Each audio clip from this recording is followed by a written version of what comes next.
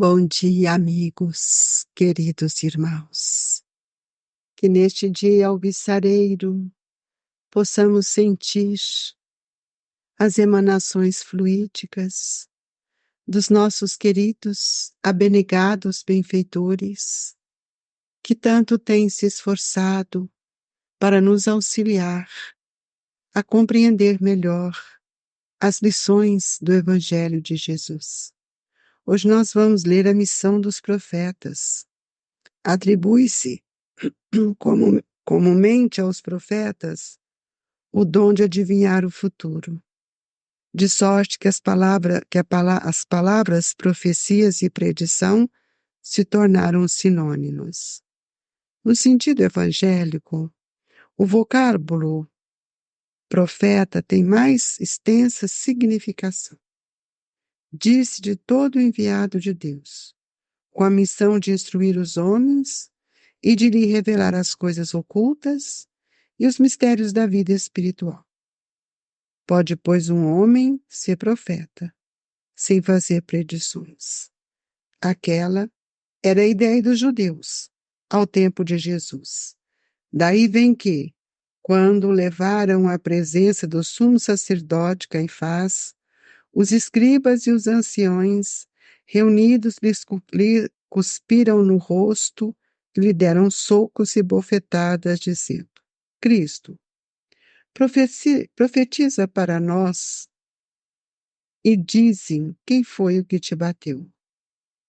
Entretanto, deu-se caso de haver profetas que tiveram a presciência do futuro, quer por intuição, quer por providencial revelação, a fim de transmitirem aviso aos homens, tendo-lhe realizado os acontecimentos preditos, e o dom de profetizar o futuro foi considerado como um dos atributos da qualidade de profeta.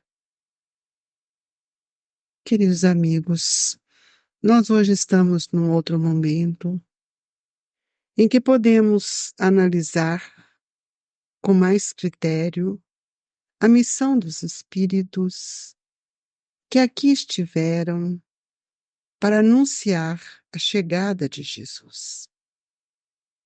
Nós achamos que o profeta tem o dom de adivinhar o futuro, das profecias, mas o profeta, ele não vem com essa tarefa, com essa incumbição, essa incumbência. É muito mais do que isso. Diz-nos Jesus que eles vieram para instruir os homens e lhes revelar as coisas ocultas e os mistérios da vida espiritual. E dentro dos mistérios da vida espiritual, nós hoje encontramos muitos falsos profetas. Falam daquilo que não sabem, falam daquilo que não tem propriedade.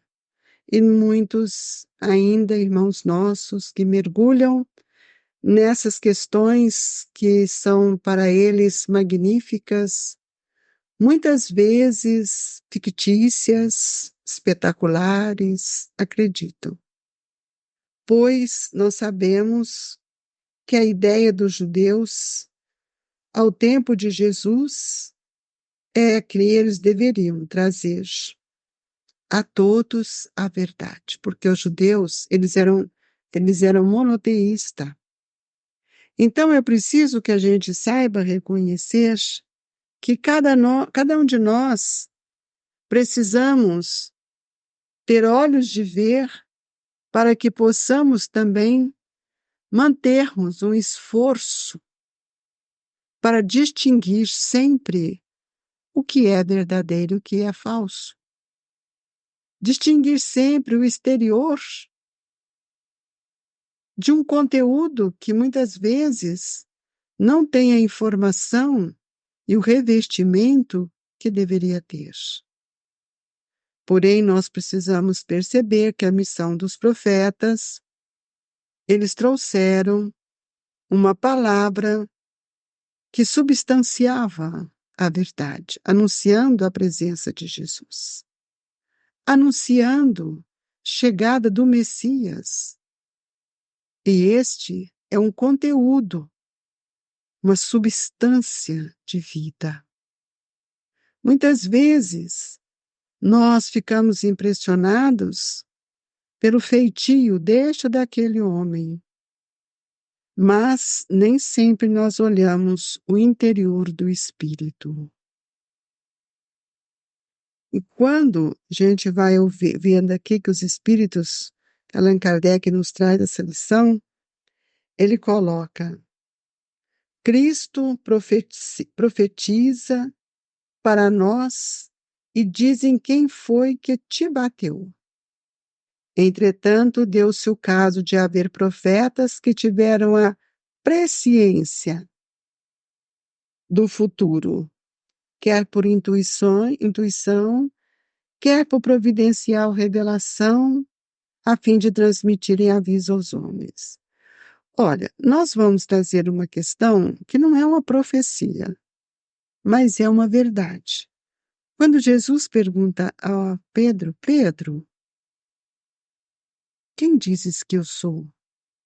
E ele dá uma resposta totalmente amparada pelos espíritos amigos. Tu és o Filho de Deus.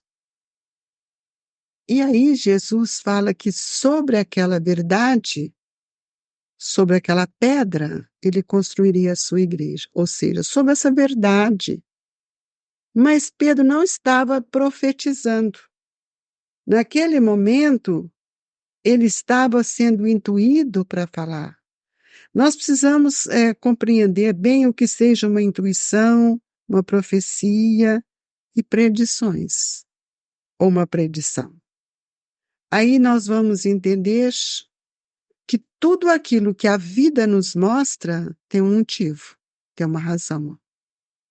E tudo o que nós temos recebido como conteúdo, especialmente desses que vêm nos trazendo informações muitas vezes enganosas, precisa ter reflexão.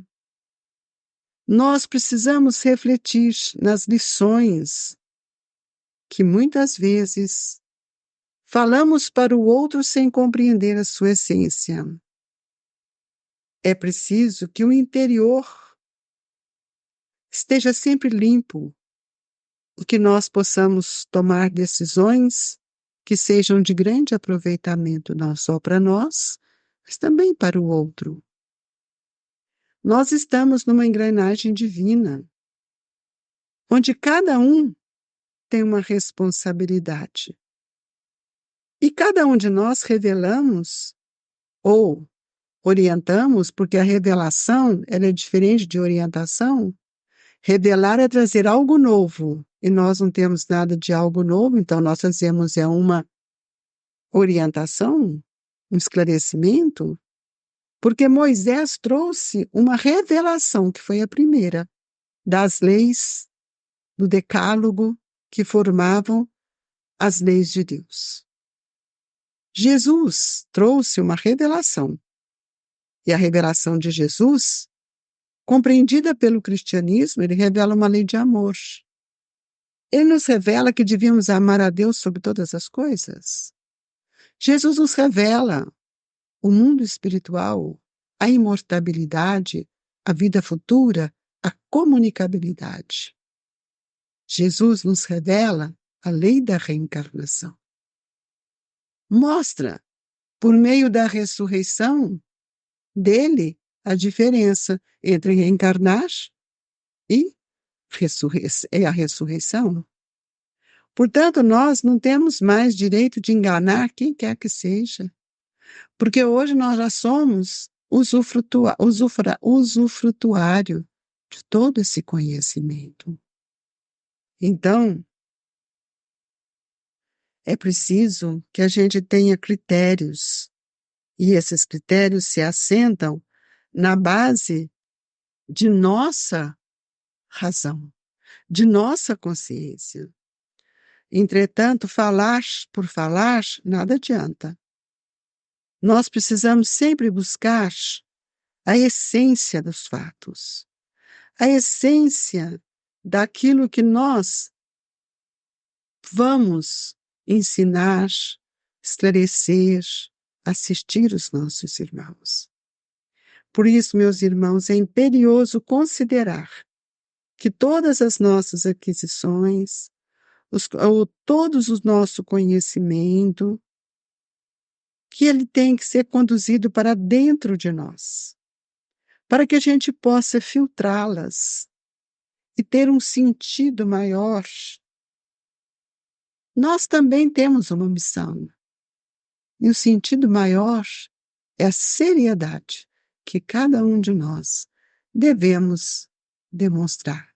Nós não somos profetas, mas a missão daqueles que antecederam a Jesus foi de grande valor. Profeta Isaías, quanta coisa Isaías nos traz. Então, Jeremias, quantos profetas?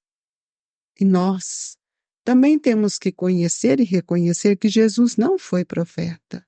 Jesus veio revelar a segunda maior revelação, porque na segunda, quando falamos maior, é porque ele foi o Filho de Deus, o unigênito, que veio para nos ensinar.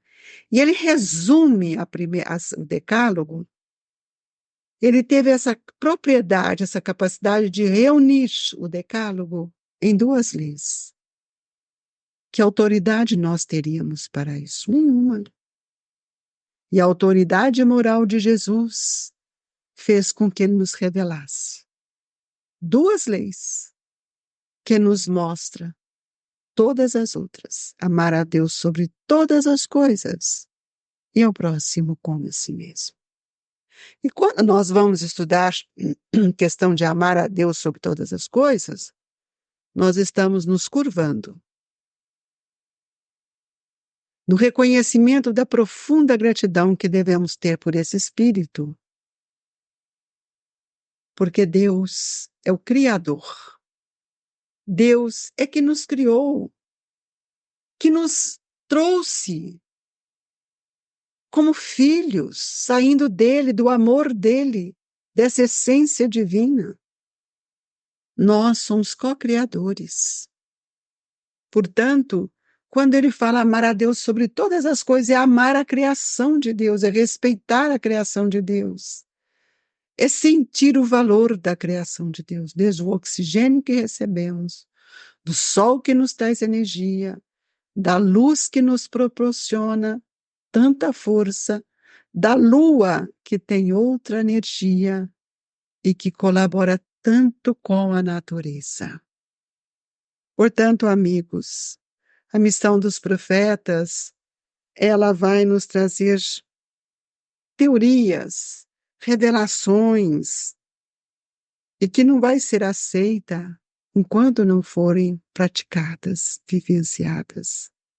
Nós precisamos ter a certeza de que é forçoso que a gente venha compreender cada dia, cada vez mais, o que é do lado externo e o que é do lado interno. O que é servir a Deus e é servir a Mamã. E é por isso que nós falamos que é pela árvore que conhece o fruto. E o fruto revela a árvore. Uma árvore boa só dá frutos bons. O cristianismo é a árvore boa. Se nós estamos absorvendo deste fruto, essa obra fala na nossa intimidade. E é preciso, então, que a gente crie processos de meditação, de reflexões sobre a atitude do Cristo. Tudo aquilo que ele veio nos trazer. Tudo aquilo que nós fomos induzidos a pensar que o Mestre veio para realizar, desenvolver, centralizar as construções da vontade do Pai em nossos corações. É preciso que a gente saia da cegueira para entender aquilo que Jesus veio nos pedir. Orai e vigiais, porque não sabeis quando será o tempo de cada um de nós. Estamos diante de um momento em que não devemos mais acreditar nesse ou naquele, mas que devemos acreditar, sentir a grandeza e o valor desse movimento que o Evangelho do Cristo nos oferece. Então, o futuro cabe a todos nós realizarmos. E o Evangelho aqui nos disse que nós teríamos que transmitir todos esse conhecimento aos homens, porque nós não somos privilegiados, mas nós temos sido muito amparados. O conhecimento que temos faz com que a gente possa dizer com confiança que o futuro será de luz, que o futuro pede esperança, que o futuro é o caminho que nós precisamos percorrer por meio da fé e da caridade. Assim, meus irmãos, com muita alegria em nossos corações, sentindo-nos fortalecidas pelo amor do Cristo e desses Espíritos, é que nós, nessa manhã, gostaríamos de pedir aos Espíritos amigos, a esta pleiade de irmãos que compõem a equipe de Eurípides Barçanufo, que nos transmita o paz, que fortaleça os nossos ideais, que nos traga força e coragem, e que as energias possam cair suavemente sobre cada um de nós.